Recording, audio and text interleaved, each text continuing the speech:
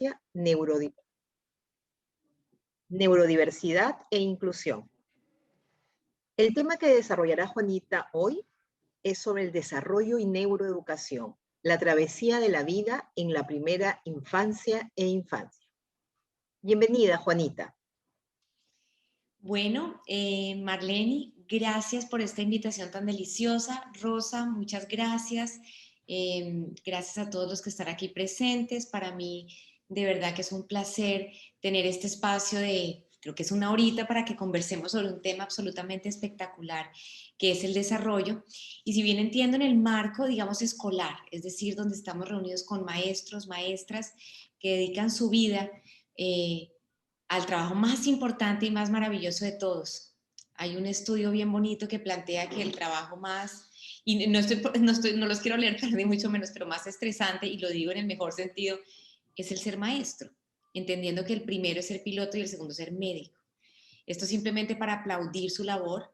Yo fui maestra muchos años, tuve un jardín infantil y extraño mucho estar cerca de los papás, de los niños, y trabajar en educación. Hoy me dedico pues a dictar charlas, a atender en consulta a papás en temas de crianza y de desarrollo. Entonces, pues para honrar el tiempo de ustedes, voy a ir arrancando. Bueno, para arrancar me voy a presentar porque eso sonó raro, que yo soy abogada y no quiero, digamos, dirán, pero ¿por qué si somos maestros, maestras, docentes dedicados a la educación, a la crianza y llaman a una abogada para que les hable de desarrollo? Entonces, antes que nada quiero contarles que yo soy mamá de Antonio y de Emilia y pues me he dedicado a la educación toda la vida. Yo no he hecho nada diferente. Y mi aproximación a la educación es de una línea muy bonita que se llama la logoterapia. La logoterapia es la tercera escuela de psicoterapia vienesa, entendiendo que una es la de Freud, otra es la de Adler, y esta que es la de Viktor Frankl. No sé si ustedes han tenido la oportunidad de leerse el libro El hombre en búsqueda del sentido de Viktor Frankl, y si no, y si van a arrancar vacaciones, es un libro que nos cambiaría la vida a todos, de verdad que es algo hermoso, y basado en él hay todo un acompañamiento y un proceso terapéutico. ¿Por qué lo quiero aclarar? Porque si bien es cierto, vamos a hablar de neurociencia, de desarrollo de infancia, de etapas, de todo lo que va a pasar en esta etapa, en estos años tan maravillosos, se me va a notar todo el tiempo esta mirada un poco filosófica frente a la educación, ¿cierto? No todo es como la biología, la ciencia, sino como esta mirada existencialista de cómo es estar siendo niños, cómo es estar siendo maestros, cómo es estar siendo padres. ¿Qué es lo que la logoterapia plantea? Logoterapia traduce terapia del sentido, cómo hallar sentido a todo lo que hacemos. Y esa es mi invitación con este espacio, es que esta charla llegue a los bolsillos de ustedes para tomar lo que les funcione, lo que les resuene y sobre todo lo que les haga sentido. Si hay algo que a ustedes les suena raro, se vale botarlo a la caneca. Yo creo que estamos llenos de creencias y vamos a ver que en la etapa de desarrollo de la infancia es donde nos dedicamos a meterles creencias y creencias a los niños. Bueno, pues que esta no sea una charla que nos llene de creencias. Yo siempre digo en las charlas, no me crean, verifiquen. Entonces lo que yo quiero es como sembrar semillitas y que desde ahí podamos como, sobre todo, cuestionarnos más que yo hoy dar una cátedra y dar lora sobre una cantidad de cosas.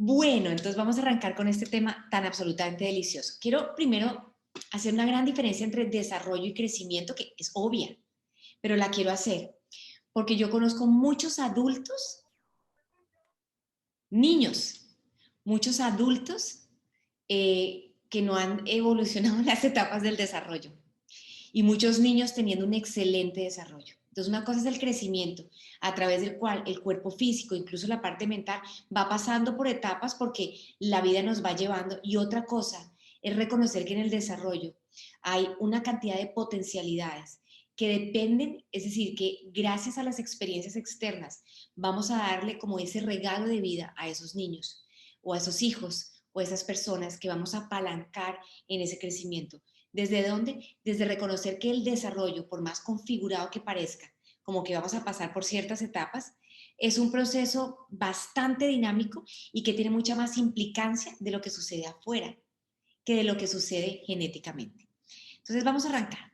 Empecemos por, bueno, la primera infancia, la etapa más importante de la vida, y por eso trabajamos en esto, ¿no? Yo creo que tenemos que sernos apasionados de la primera infancia y vamos a estar en el marco desde los niños chiquitos, es decir, 2, 3, 4 añitos, inclusive un poquito menos voy a arrancar, hasta más o menos los 11 años. Voy a nombrar ciertas cosas que pasan en la adolescencia simplemente para generar un marco, pero pues nos vamos a centrar en la primera infancia como la etapa más, llamémoslo así, más sutil. Y digo sutil porque al ser tocada va a tener una experiencia de vida dependiendo de la manera como la toquemos. Desde la logoterapia yo siempre comienzo las charlas planteando esto, que los seres humanos somos tres cosas.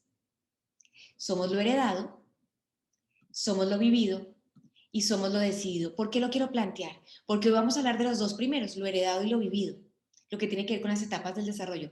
Pero como adultos, me parece importante que sepamos que la vida no para a los 11, a los 21, a los 28, que la plasticidad cerebral continúa en la medida en que nosotros tomamos decisiones, hacemos nuevas conexiones sinápticas y desde ahí ese constructo muy biológico se convierte en muy filosófico, nos hace dueños de nuestra propia vida. Vamos a hacer lo que mejor podamos con la información que tenemos en la educación de los niños y los hijos con quienes trabajamos. Pero ellos también algún día van a ser libres y van a tomar sus propias decisiones y desde ahí su cerebro también va a irse transformando. Es decir, ustedes y yo hoy podemos aprender a tocar violonchelo y eso hace que mis decisiones continúen un proceso epigenético, podamos seguir evolucionando gracias a la plasticidad cerebral, no de la manera como es en la primera infancia, pero nosotros, digamos, no paramos de crecer, tenemos como esa posibilidad. Bueno, pues somos lo heredado, les presento, ese es mi esposo y ese es mi hijo, donde se ve claramente en esta foto que nosotros somos genética. Gran parte de nuestra historia viene de 17 generaciones para atrás. Eso biológico, eso que uno ve en esta mirada y dice, por Dios, es innegable, es hijo de mi marido, es idéntico en su temperamento, en su comportamiento, en sus facciones, en su manera de reaccionar. Y desde lo heredado, nosotros vamos a ver en esta primera infancia, sobre todo en las primeras etapas, sobre todo el primer año, vamos a ver pura biología, puro temperamento. Y quiero aclarar acá cuál es la diferencia entre temperamento, carácter y personalidad, porque esto nos va a servir mucho en el abordaje desde la neuroeducación. El temperamento es biología, es ese bebé difícil de dormir, o ese bebé que se duerme en todas las reuniones, ese bebé o ese niño que controla los esfínteres así de fácil, o se autorregula de manera que uno dice, ¿en serio? Tan obediente. Y tenemos ese otro niño difícil que todo el tiempo quiere desafiarnos, pero uno lo ve muy temperamental, es decir, muy como, uy, es igualito al papá, es igualito al abuelo, es igualito a la mamá, ¿vale? Ese es el temperamento. El carácter es el tono social de ese temperamento. Es lo que yo hago con esa bolita de plastilina que nació azul, por genética. Y yo cojo esa bolita de plastilina y la construyo. Y de ese tono social yo le enseño, regúlate, ten un ritmo, duerme, lávate los dientes, vamos a aprender a leer, vamos a aprender a escribir, no le pegues al amigo. Y yo modulo el temperamento y formo un carácter. Y ahí tenemos muchas veces, utilizamos mal el lenguaje. Es que ese niño tiene mucho carácter.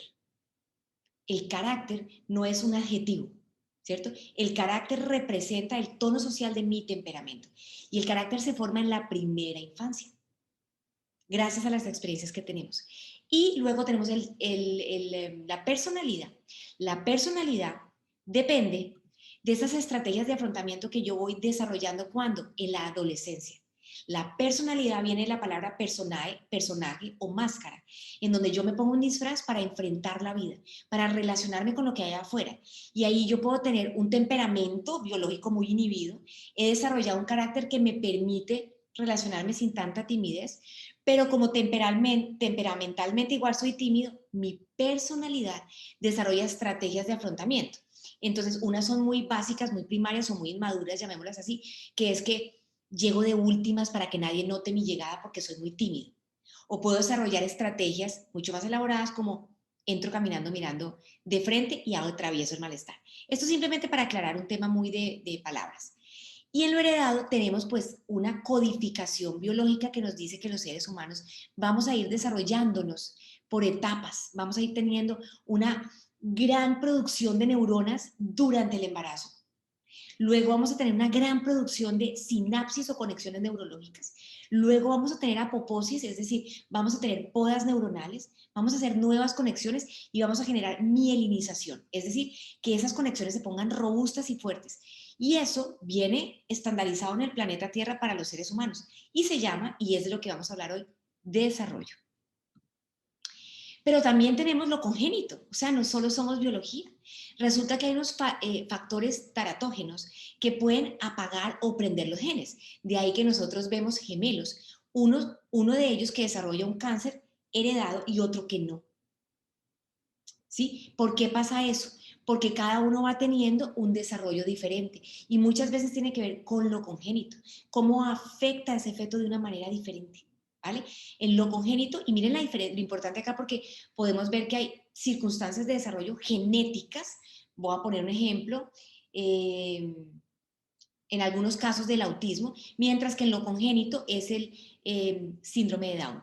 Pasa algo en el útero, estrés intrauterino, manera de nacimiento, toxinas, nutrición, sueño, estimulación, medicamentos, enfermedades virales, rayos X o sustancias psicoactivas que afectan ese ser humano que está en gestación.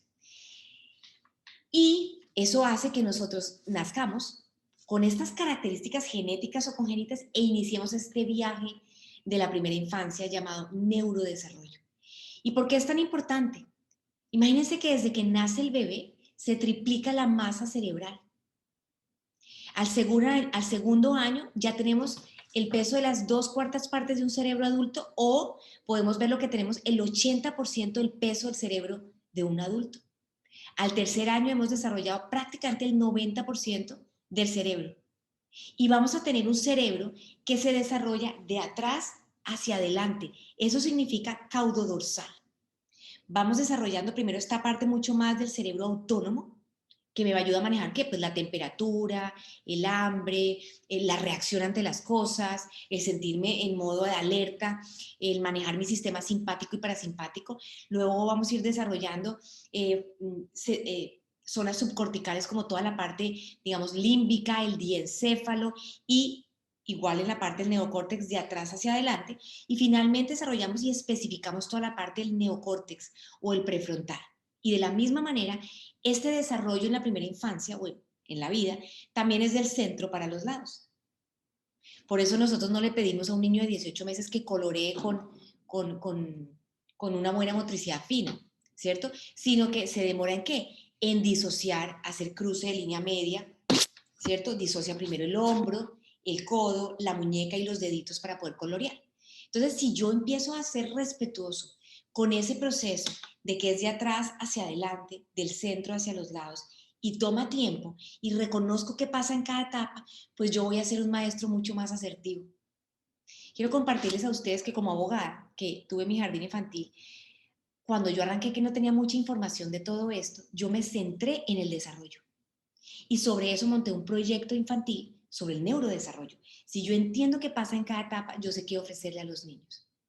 Ahora, genéticamente también estamos desarrollando y podemos ver en esta imagen perfecta que toma tiempo. Yo lo digo y lo quiero poner acá porque muchos de nosotros decimos, ay, ese niño de 8 años que no suelta el iPad y no para y está como adicto al iPad. Bueno, pues es que hasta los 16 años no desarrollamos todas las funciones ejecutivas, una de las cuales tiene que ver con el freno inhibitorio, la capacidad de parar y decir, no más, me autorregulo, es suficiente. Lo podemos ver en la imagen, a los 16 años está completamente azul, tiene la capacidad, el neocórtex de parar, a los 5 no, a los 8 no. Entonces hay muchas mamás que me dicen en consulta, pero es que ese niño de 4 años se sigue llorando y ya pasó la etapa de las pataletas, todavía sigue haciendo berrinches, claro. Es que está desarrollándose en su lenguaje pragmático para identificar cuál es su emoción y poder comunicarla. Cuando un niño hace una pataleta no es un problema, es la oportunidad de jalonar ese desarrollo, de enseñarle autorregulación, comunicación, solución de problemas. Pero si yo reconozco que ese cerebro tarda hasta 21 años y a veces hasta 28 en algunas especificaciones cerebrales, que es lo último que nos dice la neurociencia, las etapas las debemos respetar. Lo que pasa es que en la infancia pasan así, pasan muy rápido y es el momento más importante del desarrollo neurológico. Este aparato tan espectacular que es el cerebro tiene 3 características divinas. La primera, no lo hemos terminado de conocer. No lo hemos terminado de conocer. Sigue en investigación. Es un sistema absolutamente complejo que es el gerente general de todo mi cuerpo. Hoy hablaba con una persona sobre una persona de 70 años que está sufriendo una cantidad de temas estomacales. Y finalmente, después de hacer 8.000 millones de exámenes, se dieron cuenta que es psicológico, emocional, psiquiátrico, como lo quieran llamar. Y hablamos precisamente de eso. Todo se reduce al gerente general. Todo. Todo se reduce al cerebro, a cómo funciona mi cerebro. Entonces es muy complejo y esta es la invitación a seguir estudiando sobre el cerebro porque enseñar, educar, criar, comunicarnos, tener una buena relación interpersonal sin conocer el cerebro. Y esto además nos replantea cómo debe ser el currículo en las universidades, en los colegios. Yo me senté con un cerebro en mi casa cuando mis hijos tenían 5 años y les expliqué, ¿saben qué es lo que les pasa? Ustedes tienen una amígdala y esa amígdala está reaccionando como un Rottweiler o esa amígdala está reaccionando como un Golden Retriever. Está muy tranquila esa amígdala o está permanentemente en amenaza. Entonces todo el tiempo está irritada. Tenían 5 años cuando empezaron a entender cómo funciona su propio cerebro. Segunda característica, que es lo que vamos a trabajar hoy, es cambiante. Es cambiante. Todo el tiempo va a irse desarrollando rápidamente en la primera infancia. Y es cambiable. Somos lo que decidimos hacer con nuestra vida, con nuestro cerebro. Y eso nos pasa, filosóficamente hablando, de ser víctimas a ser los líderes de nuestro aprendizaje. Entonces, desde el punto de vista de que es complejo el sistema nervioso central, muy complejo, pero miren a la vez lo práctico. Está diseñado para recibir un input a través de los sentidos, ojos, oído, olfato, gusto, tacto, pero también en los sentidos propioceptivo y los introspectivos que me dicen tengo hambre, tengo calor, me estoy sintiendo una amenaza, ¿cierto? Proceso ese input en las estructuras cerebrales, primero en las subcorticales a nivel del sistema límbico, ¿y qué hago? Produzco una respuesta. ¿A través de qué? De mi comportamiento. Porque ahí hay pensamiento y emoción, pero ¿cómo los manifiesto? Con mi comportamiento. Eso es el cerebro. Eso es lo complejo del cerebro. Lo que pasa es que el cerebro puede tener, digamos que yo lo veo como en un computador, digamos no es como un computador, pero para hacerlo más práctico, tiene un hardware, que es la parte estructural, y un software, y es como proceso. Y eso lo quiero anotar acá porque en el desarrollo yo puedo tener afecciones en el desarrollo, ¿cierto? Por más de que mi cerebro esté listo y diseñado para aprender. Y está listo y diseñado para aprender, pero aprender a sobrevivir. Y eso es muy importante que lo aprendamos hoy por una cosa, porque si yo estoy en modo supervivencia, bajo mi capacidad de aprendizaje. Si yo estoy tranquilo y seguro, abro mi capacidad de aprendizaje. Pero esto lo hablo para decir que podemos tener características peculiares en el desarrollo de sus alumnos o de sus estudiantes en el hardware, que significa, por ejemplo, cuando hay daños corticales, ¿cierto? Una ceguera o una parálisis cerebral que hizo algunas zonas del cerebro que estén fallando a nivel motor, por ejemplo, ¿cierto? O en el software, que es que el procesamiento es diferente. Entonces es un niño que aprende, y esto lo nombro porque en las etapas del desarrollo nosotros no podemos ser rígidos, en donde de pronto hay ritmos de aprendizaje, en donde de pronto en ese software hay maneras de procesamiento. Y hay niños que procesan todavía en imágenes a los 10 años. Y hay niños que de pronto no, ya pueden desde lo auditivo procesar toda la información. Depende de cada niño. Hay niños que en su software procesan de manera muy irritable los sonidos y les duele y les molesta cuando suena la licuadora. O les molesta un tarsi y uno dice, ay, pero si tan rico que es un tarsi. Y resulta que es que estamos teniendo un tema de procesamiento de lo sensorial. ¿En el qué? En el software de mi cerebro. Eso que nos lleva, importantísimo para reconocer que en este proceso de neurodesarrollo no existen dos cerebros idénticos. Y lo último que yo quisiera es que hoy nos metamos en un marco de, ok, a mí me toca tal grupo de los 3 a 4, a mí el 5 a 6, y tienen que estar haciendo esto todos. No, yo voy a hablar de rangos hoy, pero les pido que seamos muy flexibles y que seamos muy respetuosos con que los cerebros tienen ritmos de aprendizajes diferentes. ¿Vale? Y ahí hay componentes genéticos, congénitos, epigenéticos, ambientales. Y desde ahí nosotros tenemos que acomodarnos a los niños. Yo digo que en Colombia, porque yo soy de Colombia, hay dos tipos de colegios. El colegio tipo cubeta de hielo y el colegio tipo plastilina.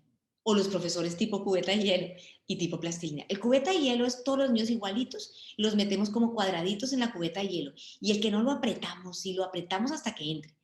Y el colegio tipo plastilina es el que coge al niño y se amolda al niño. Y reconozco tus características particulares. Necesitas tiempo para sacar el tajalápiz antes de recibir la instrucción.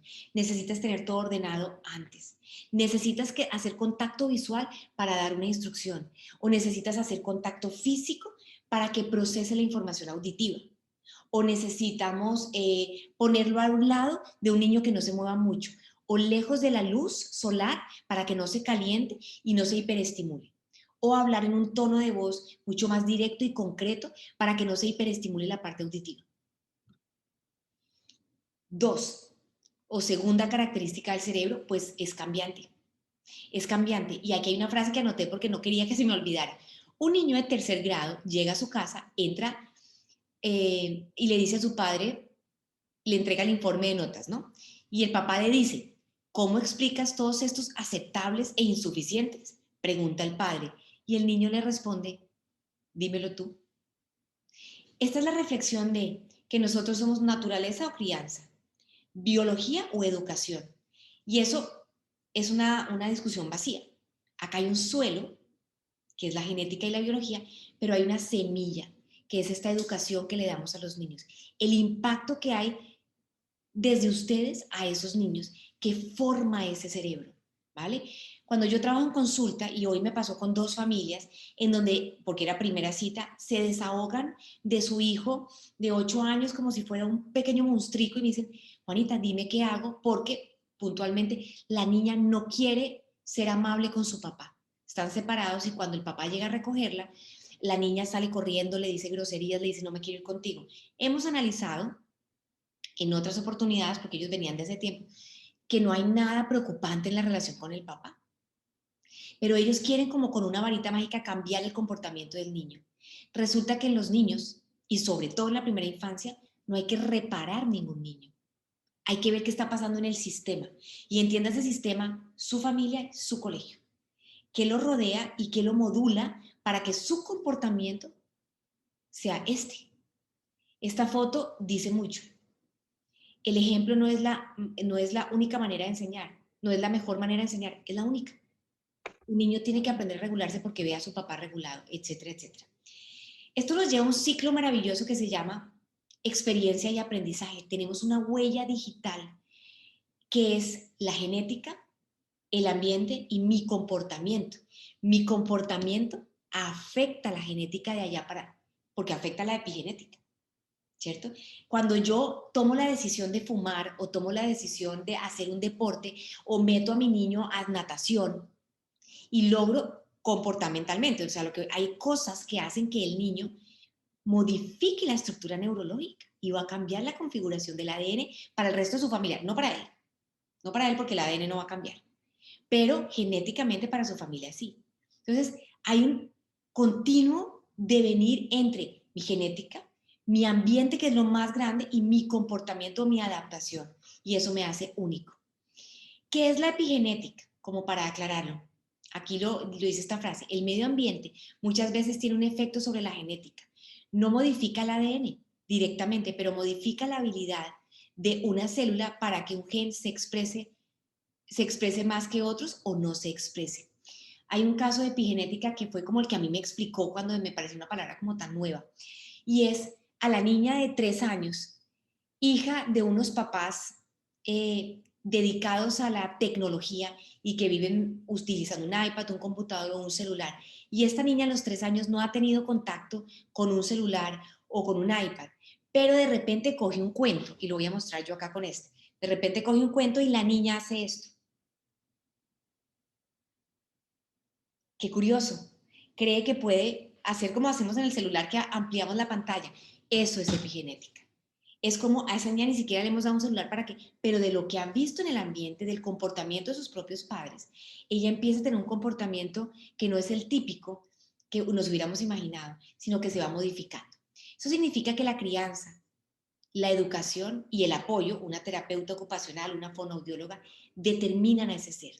Los padres somos arquitectos de esa red neuronal. Ser padre no es un acto biológico. Hay una frase que yo siempre digo en consulta y es, no todo el que tiene un piano se convierte en pianista, como no todo el que tiene un hijo se convierte en padre. Ser maestro no es transferir conocimientos.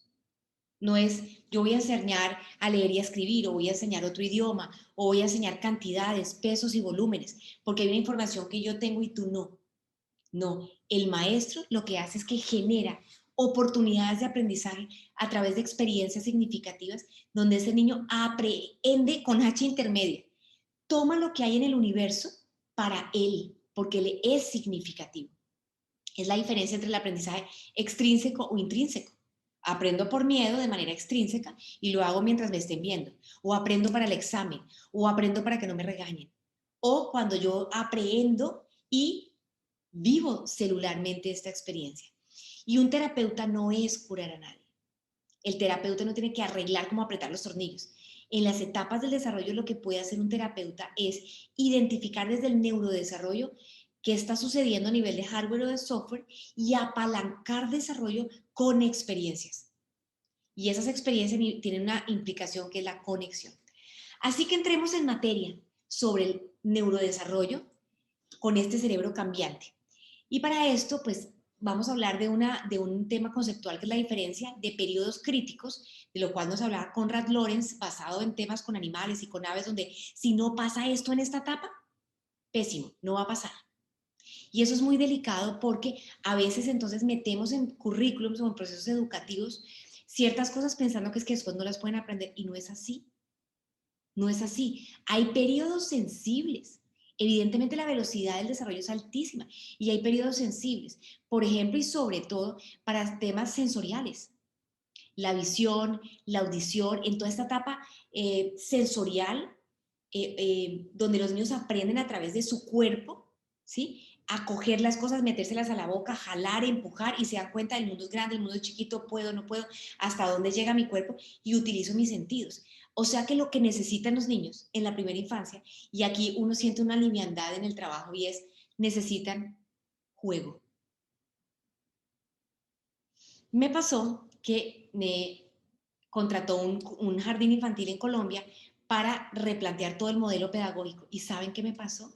Sentí un alivio delicioso porque dije, voy a hacerlo por segunda vez. La primera vez lo hice desde el afán del ego de mis 25 años y ahora que tengo ya 46 más madura, digo, ¿cómo haría un jardín infantil? ¿Saben cómo lo haría?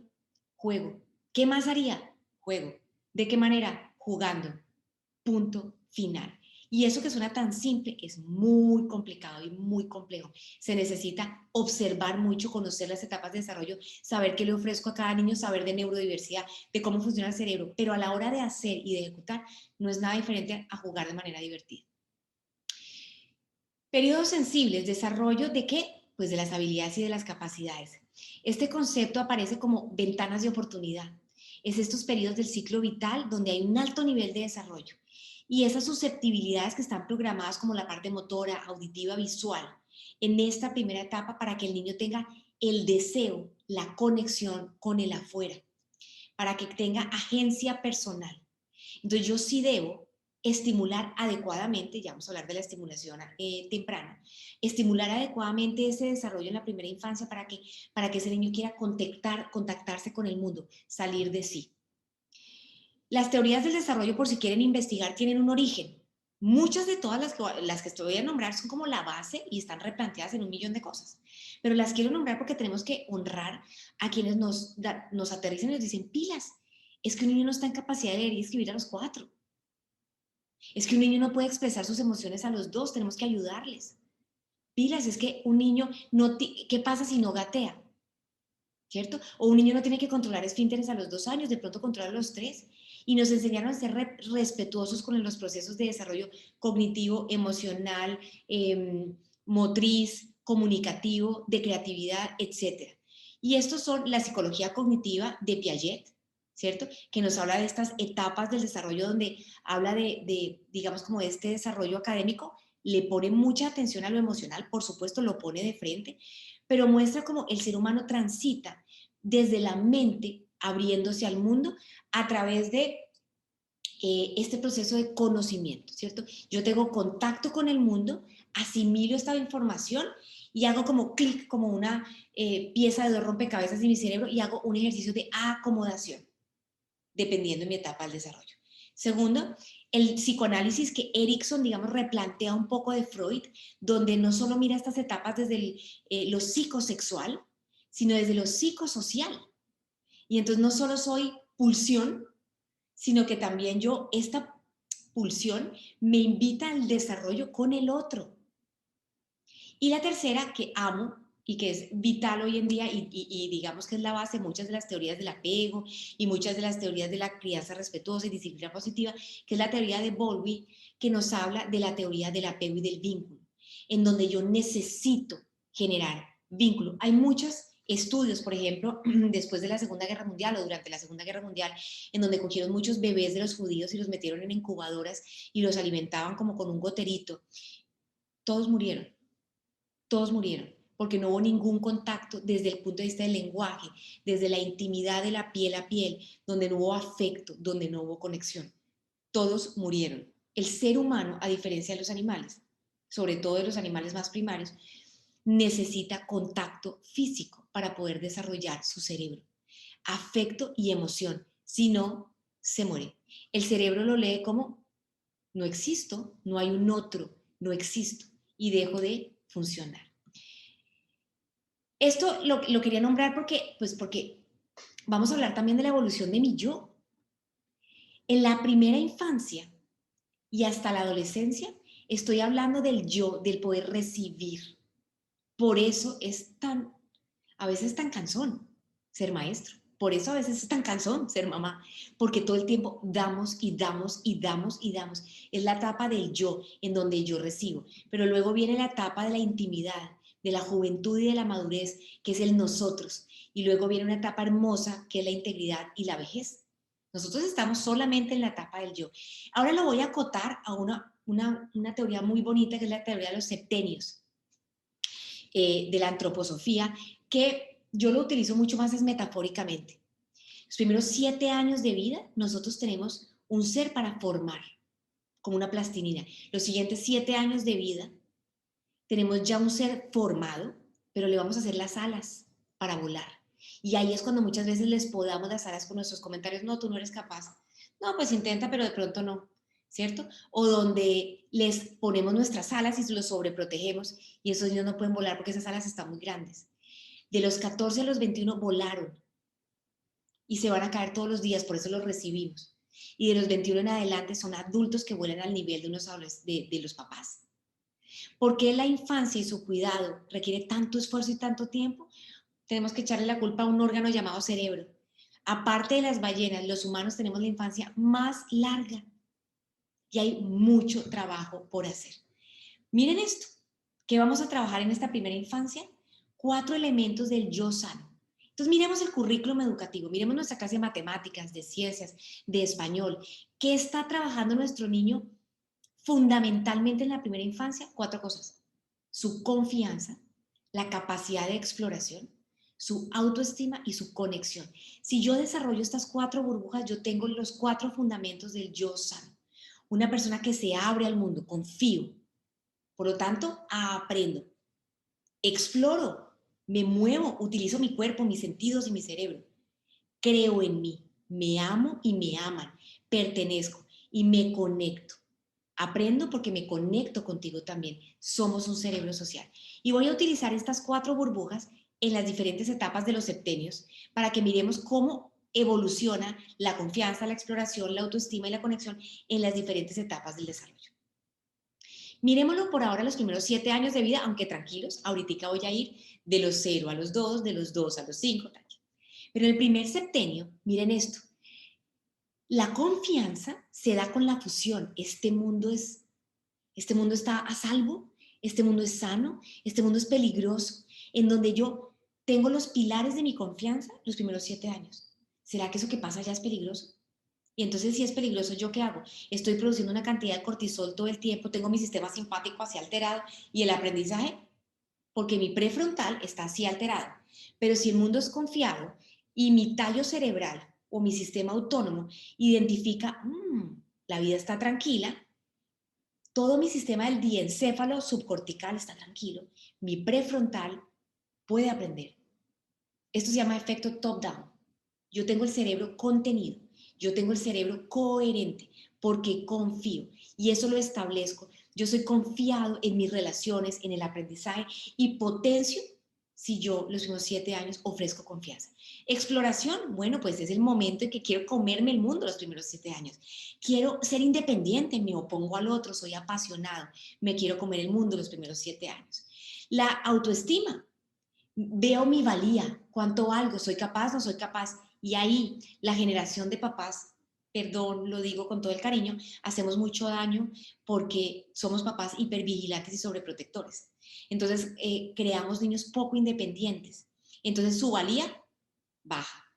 Y conexión, me doy cuenta que hay un otro. En el primer septenio me doy cuenta, oh por Dios, no estoy solo en el planeta Tierra. En el segundo septenio la confianza tiene que ver con, no solo confío, hola, este mundo es bueno, este mundo es bueno, puedo volar. Por eso es esa época del juicio, eso está mal, eso está bien, eso está mal, eso está bien, mi mamá no me quiere, mi mamá sí me quiere, mi papá no me quiere, ese profesor es malo, ¿no? O ese profesor es amoroso, es todo polarizado el tema, de los 7 a los 14. La exploración, en ese momento quiero conocer el mundo y meto la moral, la justicia, me pongo rígido, la cosa tiene que ser de mi manera. La autoestima, estoy en la etapa de la asociación, ¿no? Empiezo a desidentificar de papá y de mamá. Y en la conexión yo pertenezco, yo hago parte de un parche. Entre los 7 y los 14 hago amigos. En el tercer septenio lo paso rápidamente porque no es el tema que nos toca, pero como ya estamos influidos por la hormona, desde los 14 años confianza es, hola, ¿y yo puedo ser en este mundo? Exploro que mi vocación, mi autoestima, formo mi identidad, me desidentifico de los adultos y me conecto conmigo y con mi tribu, no tanto con mis papás. Entonces vamos a pasar ahora, vamos a achicar esas etapas, de esas 3 grandes, yo, nosotros y tú, de los septenios a estas, que yo le puse un poco estos nombres, de los 0 a los 2 la fusión, porque estamos fusionados. De los 2 a los 5 o 6 la oposición. De los 6 a los 12 la asociación. Y hasta ahí vamos a ver hoy. Luego viene la rebelión, cuando rompo estas cadenas, y luego la adolescencia, en donde formo mi identidad. Pero yo quería nombrar hoy de todas maneras algo relacionado con el embarazo porque no nos lo podíamos saltar. Así el cerebro, digamos, tenga las mayores conexiones luego del embarazo.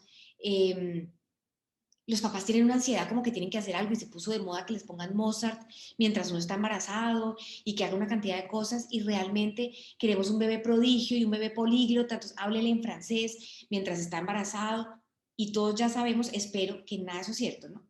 Que lo único que necesita ese bebé se llama silencio, por favor. Nada más. Silencio, cuidado, amorcito, que mi marido o mi esposa o la que sea, me cuide, me ame y me apechiche. Punto. Ganar el peso adecuado, una buena nutrición, evitar el estrés para no cocinar ese bebé en cortisol. Porque cuando yo estoy en embarazo y tengo una depresión o tengo unos niveles altísimos de ansiedad, esos neurotransmisores llegan al torrente sanguíneo de mi bebé.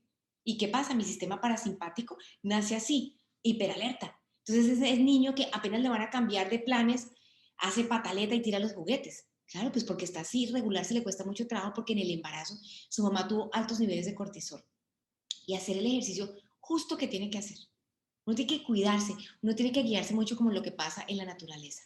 Ahora sí entremos en materia, la etapa de la fusión, de los 0 a los 2 años, en la que yo desarrollo un apego seguro, a través de esa sensación placentera de estar con mi mamá, donde yo produzco oxitocina y mi mamá produce oxitocina cada vez que me lacta, ¿cierto? Ese placer me permite a mí el día de mañana dar y recibir, donde yo me conecto y me siento cuidado y donde yo lo que necesito también es ayuda y mucha comunicación en banda ancha. Como comunicación en banda ancha me refiero que no solo son palabras, gestos, abrazos, risas, canciones, susurros, química. Eso es comunicación en banda ancha. Si sabemos, la comunicación verbal, solo el 7% son las palabras. El 93% es la expresión corporal y el tono. Solamente las palabras son el 7%. En la fusión yo evidencio el temperamento. Y ahí veo ese bebé qué tan autorregulado va a ser y cómo lo voy a tener que ayudar. Empieza a autorregular cositas. La temperatura, el hambre, Me alimento ahora cada 3 horas, cada 4 horas, me dan 5 momentos de alimentos, me duermen en un lugar. Y si yo en esta etapa de la fusión no genero esos ritmos, no voy a tener un niño autorregulado.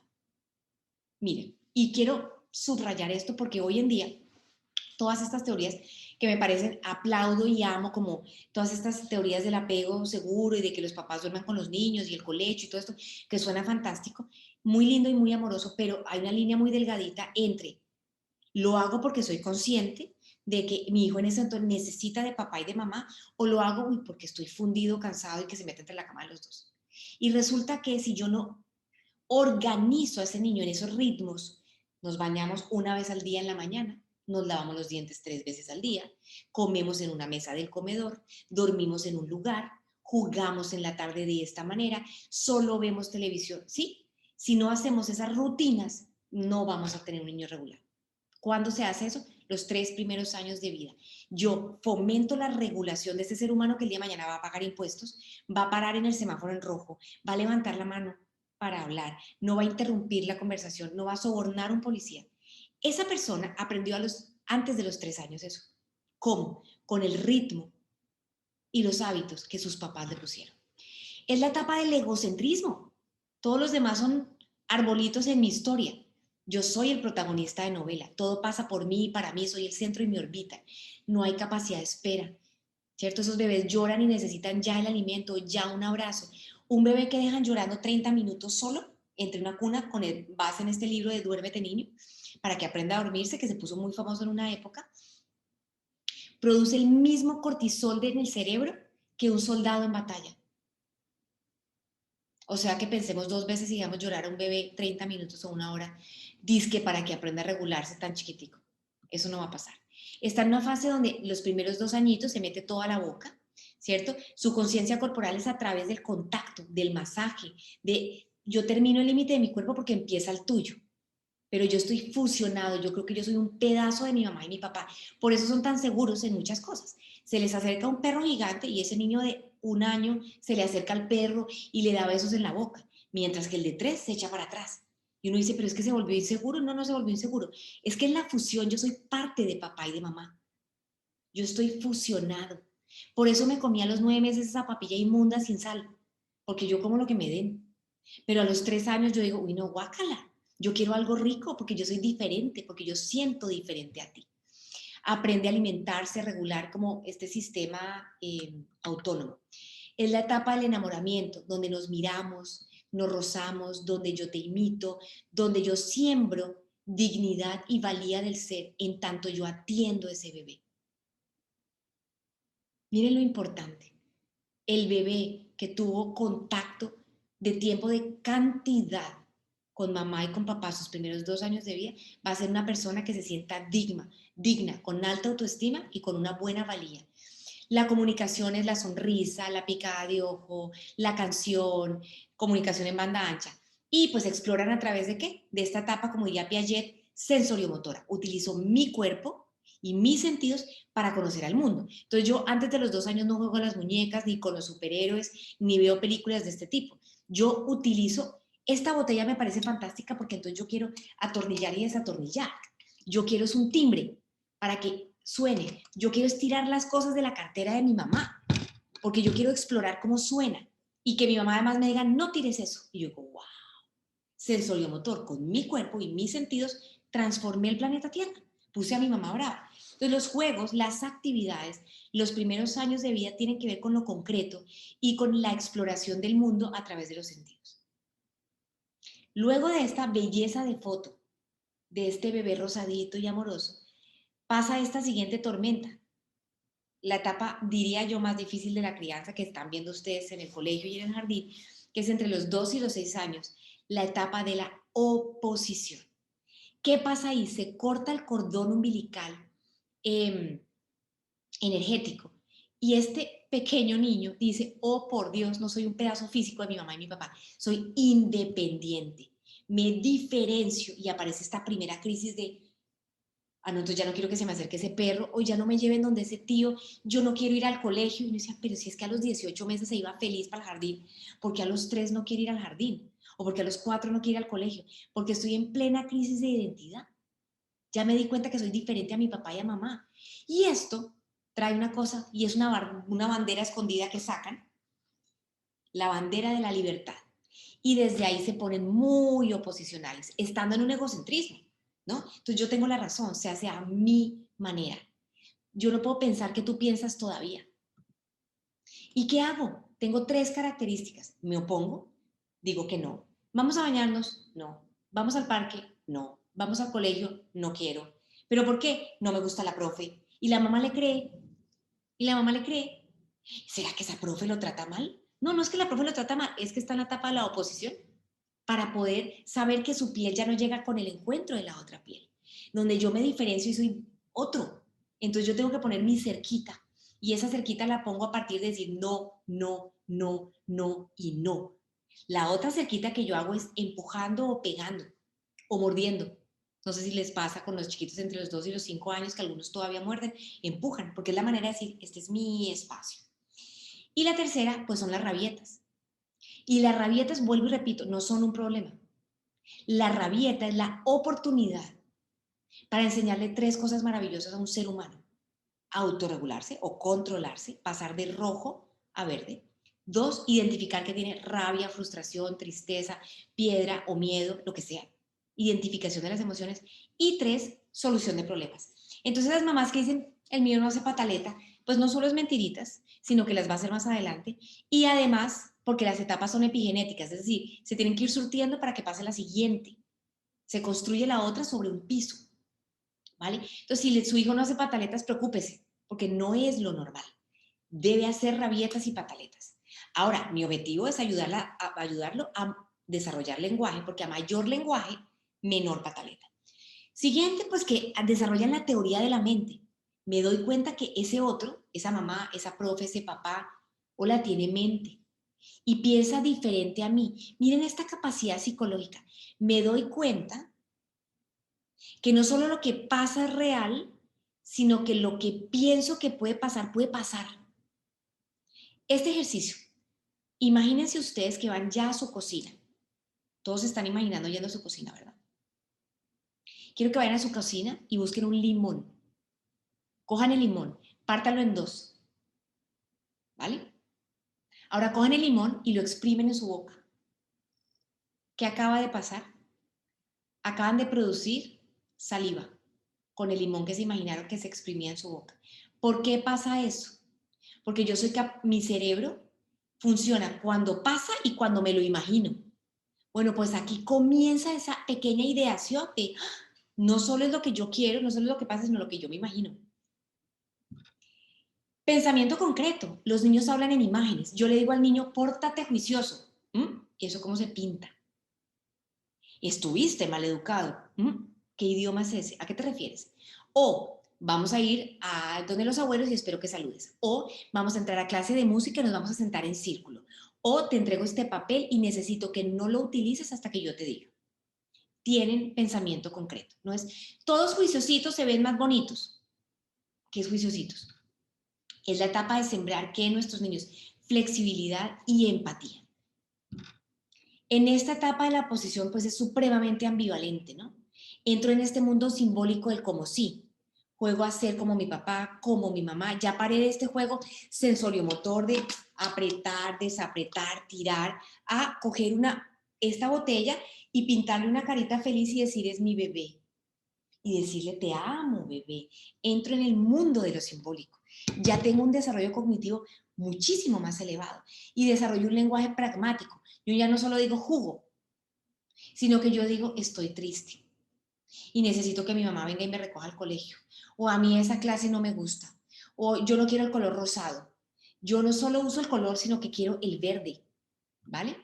Y tengo un despertar cognitivo y sensorial tan rápido que hace que, por ejemplo, tenga un impacto en la alimentación. La época en donde menos come un niño es entre los 2 y los 5 años de vida. ¿Por qué? No solo porque hay menos crecimiento físico, del que venían acostumbrados los papás donde se comían una cantidad de papillas a los 9 meses, sino porque el desarrollo sensorial como que se exacerba. Entonces el brócoli que antes ni me olía, me huele a feo. La papaya que antes no me olía nada, me huele a feo. El tomate me parece ahora baboso. Un aguacate, ni pensarlo. ¿vale? Porque yo tengo esto de que quiero conocer el mundo a través de mis sentidos. Comienza a expresar sus emociones si les damos la oportunidad. Yo conozco muchos adultos de mi edad que no saben expresar sus emociones, pero en esta etapa es la siembra que ustedes tienen que tener en clase de ciencias, de biología, de matemáticas, en el recreo, en clase de gimnasia. ¿Cómo te sientes?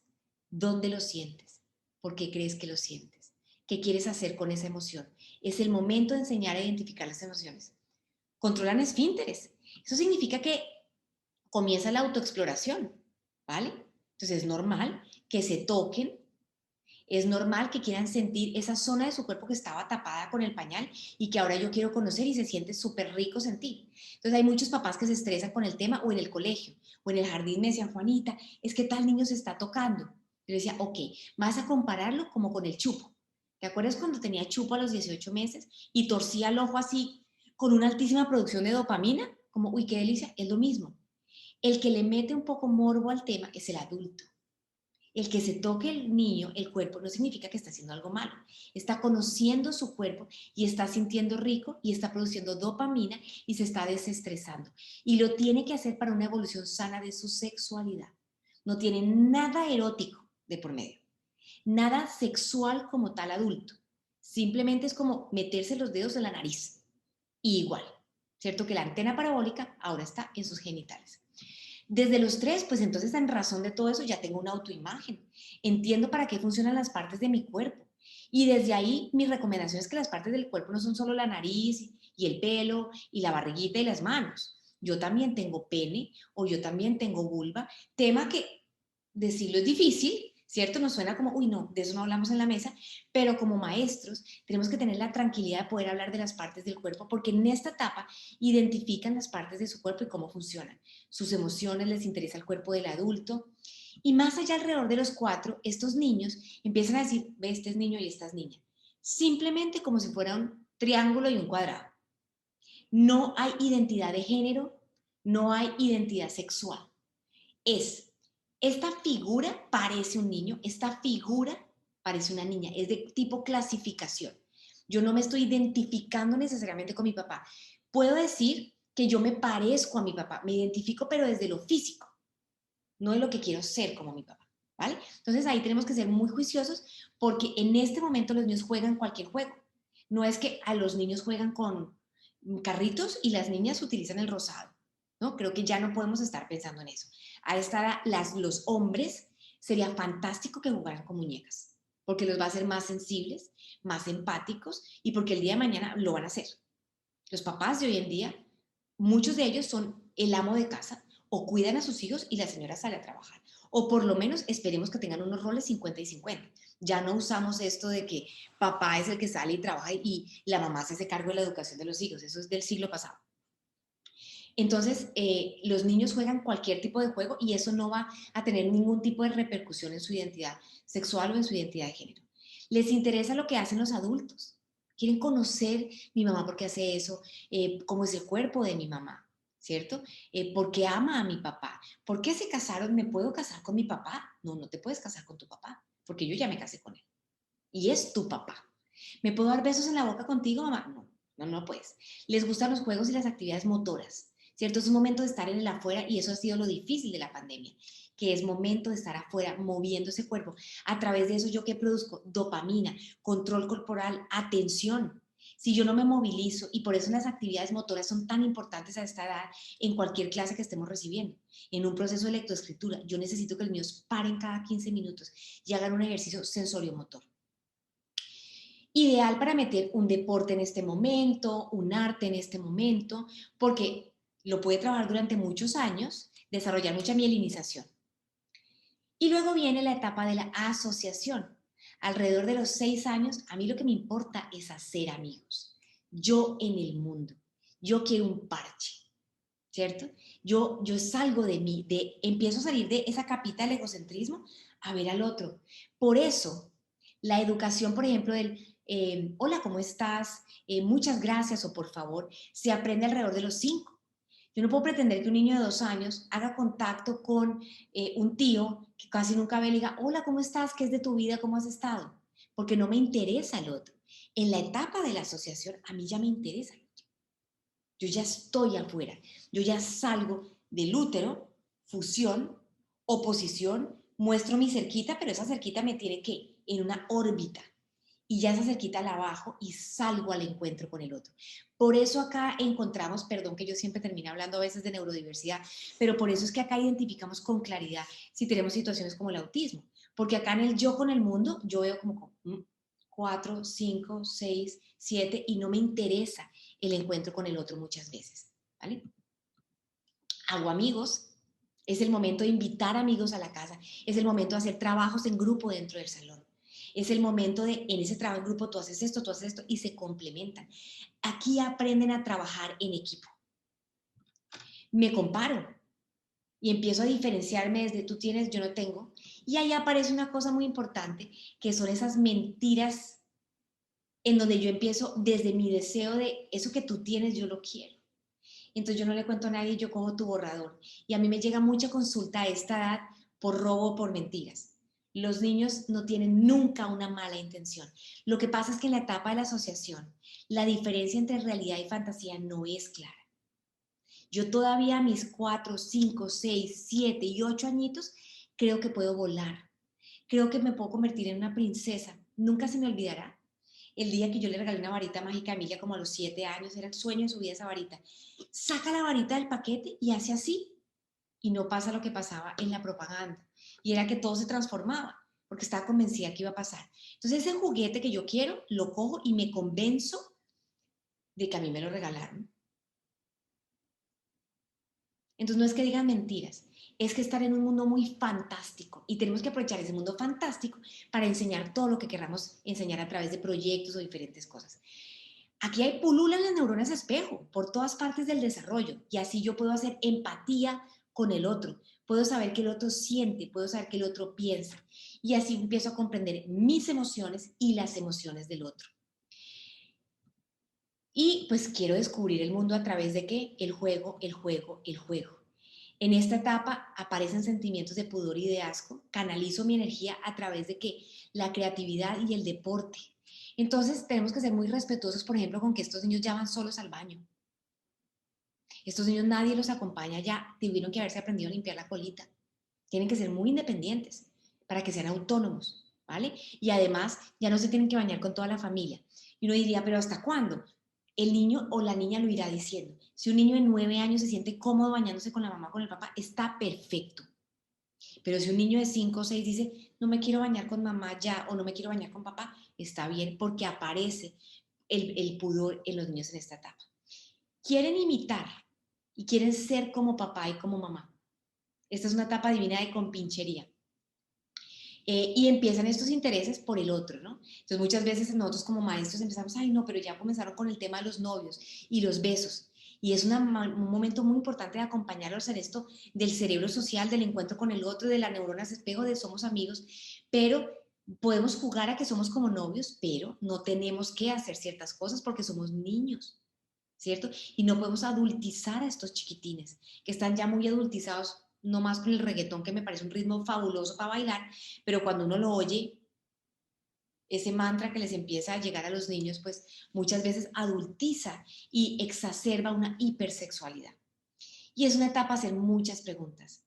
Entonces, si a los 5, 6, 7, 8, 9, yo no les he hablado de la muerte, yo no les he hablado de lo que no se habla, empiezan a ver que papá se divorcia y como el mío no, entonces yo no hablo. Tenemos que abordar a los niños para hablar de lo que no se habla. Sexualidad, de dónde vienen los niños, cuáles son tus genitales, cómo funcionan, ¿Mm?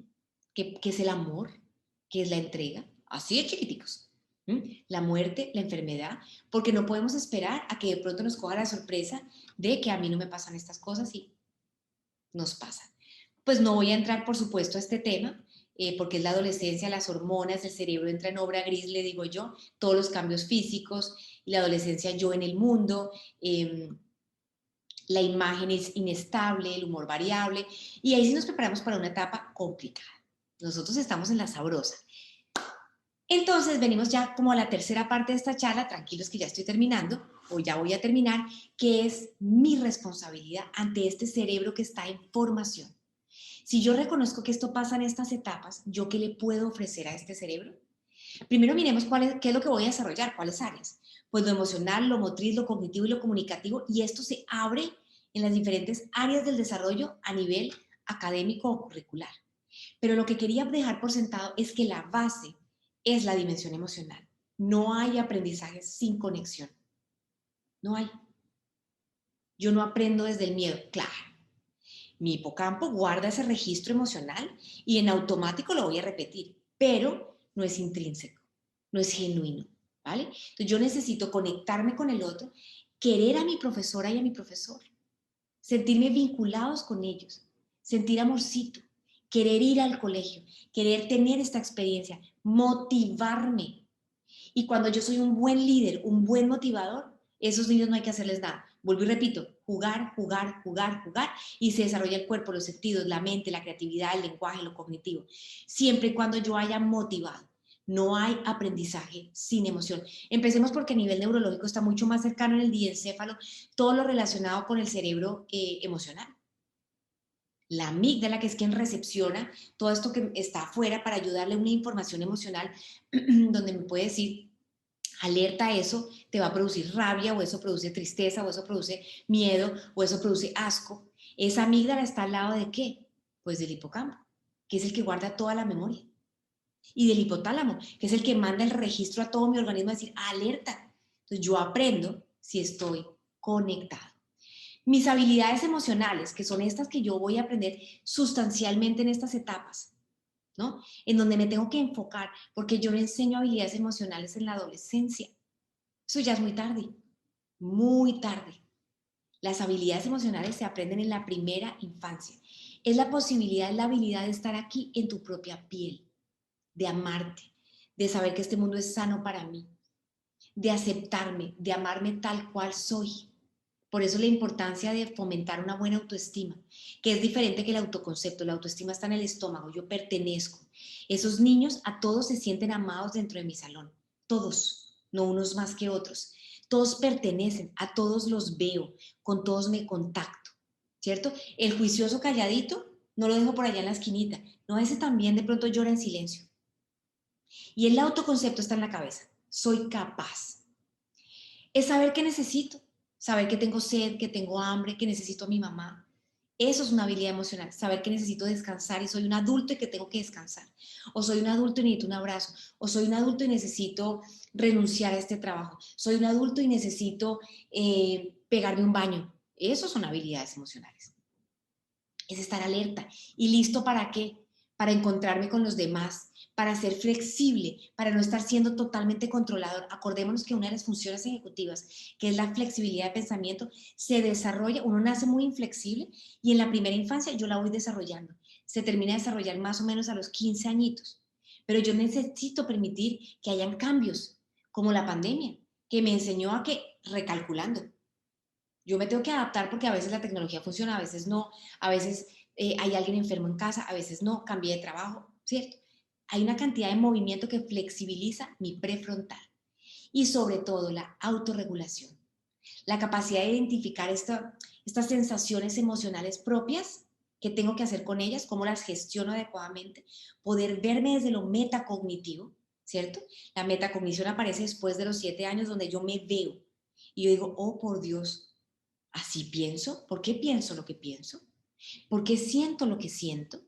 Y ahí yo tengo la capacidad de verme y regularme. Pero yo no me puedo regular si estoy desbordado y no me veo y no estoy conectado conmigo mismo.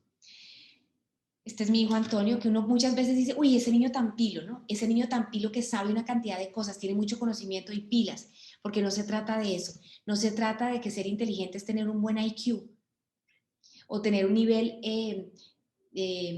un coeficiente intelectual muy alto. No, es la diferencia entre la inteligencia dinámica y la estática. La dinámica es aceptar que las cosas cambian, es elegir el regalo correcto el día del padre, es tomar decisiones cuando tengo 5 añitos o 11 años y poder decir, este amigo me está influyendo en hacer algo que yo no debería hacer. Eso es dinámico, eso es inteligente.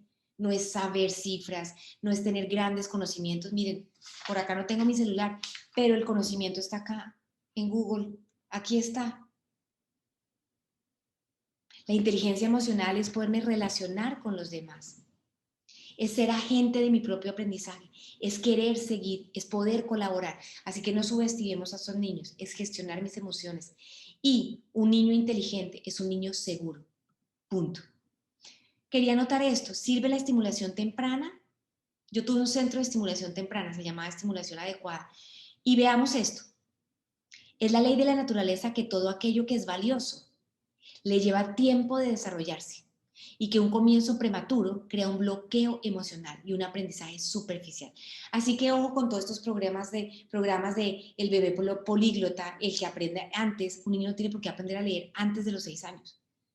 Que el niño esté listo y que le fascinen las letras y que solito aprendió, sí, pero el desarrollo de ciertos conceptos abstractos como las letras y que además esas letras se conforman y dicen casa, C-A-S-C, y esa casa es esa donde yo vivo, se necesita un desarrollo cognitivo elevado, una capacidad de abstracción y de procesamiento simbólico muy hábil.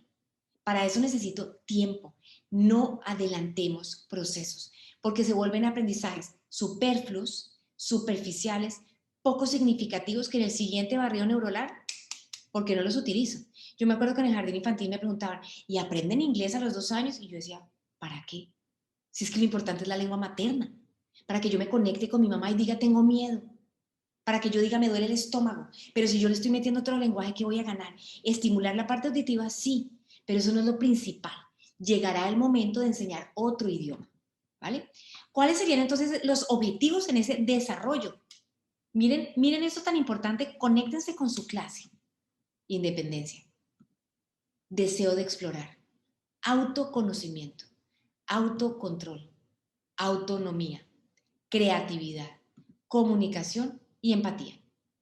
Si nosotros, mientras enseñamos los colores, mientras enseñamos a leer y escribir matemáticas o ciencias, la célula, estos son los objetivos que deben soportar nuestra malla curricular. ¿Cómo promoverlo?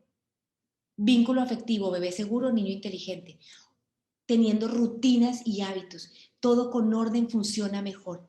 Hace poquito me preguntaron los papás, Juanita, es que nuestra casa en la pandemia estuvo supremamente desordenada, entonces hay juguetes regados por todas partes y se nos desordenó el horario, entonces levantan ahora a las 9 de la mañana, bla, bla, bla, bla, bla, bla, bla. Miren, un cerebro que tiene la posibilidad de tener una casa ordenada, donde hay una cartelera que dice los hábitos de esta casa, el horario de esta clase es así.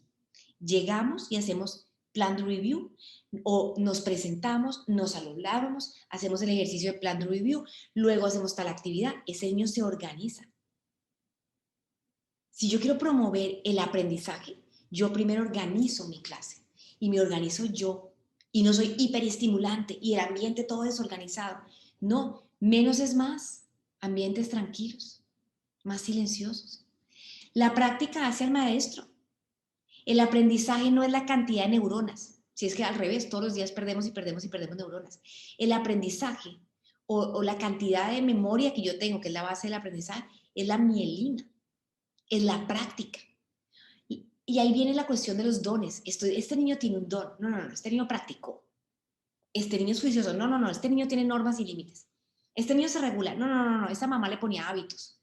Este niño sabe matemáticas. No, no, no, este niño vive las matemáticas constantemente. La práctica hace al maestro. Producir oxitocina, hacer que los niños trabajen en grupo, que lo más importante es que aprendan a ser amigos.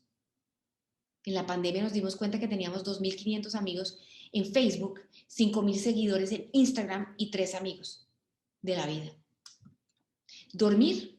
Dormir es fundamental. Necesitamos que esos niños se acuesten a dormir a las 7:30 de la noche, ¿vale?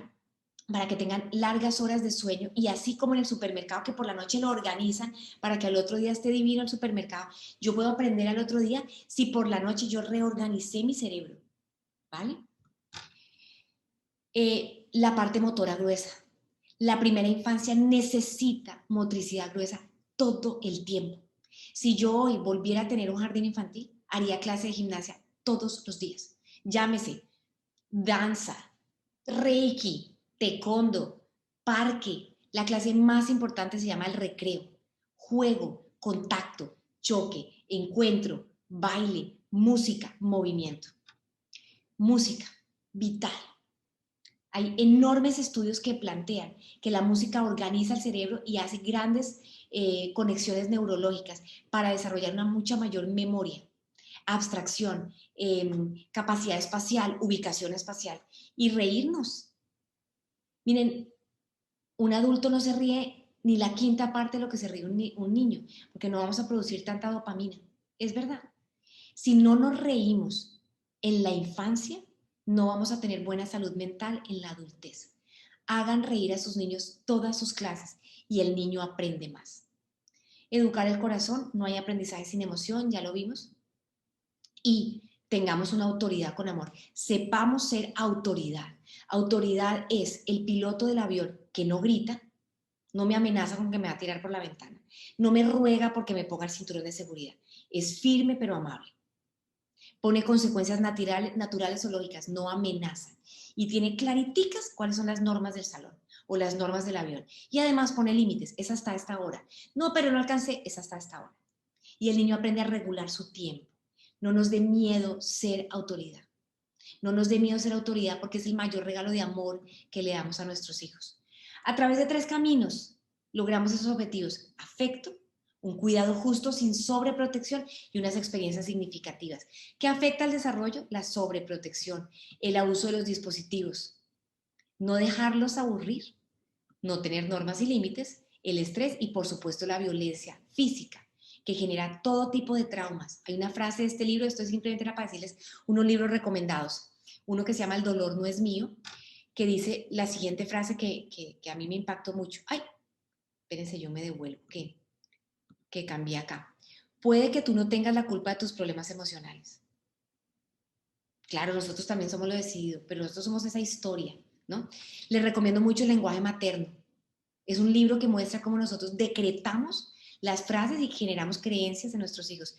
Y a Eduardo Calixto, él es un neurólogo impresionante que habla sobre el cerebro violento y la cicatriz neuronal y el trauma emocional en la violencia intrafamiliar. ¿Qué es amor? Amor no es darle a nuestros hijos lo que quieren. El mundo no es Quirolandia y nos dimos cuenta con la pandemia, nos lo siguieron subrayando. Amar es darle a nuestros hijos lo que necesitan, o a nuestros alumnos o a nuestros estudiantes lo que ellos necesitan, y necesitan parar. No necesitan tanto material didáctico, no necesitan tanta cosa. Con pocas cosas hacemos mucho. Y esta es una última reflexión. Cronos y Kairos, los dioses del tiempo en la mitología griega.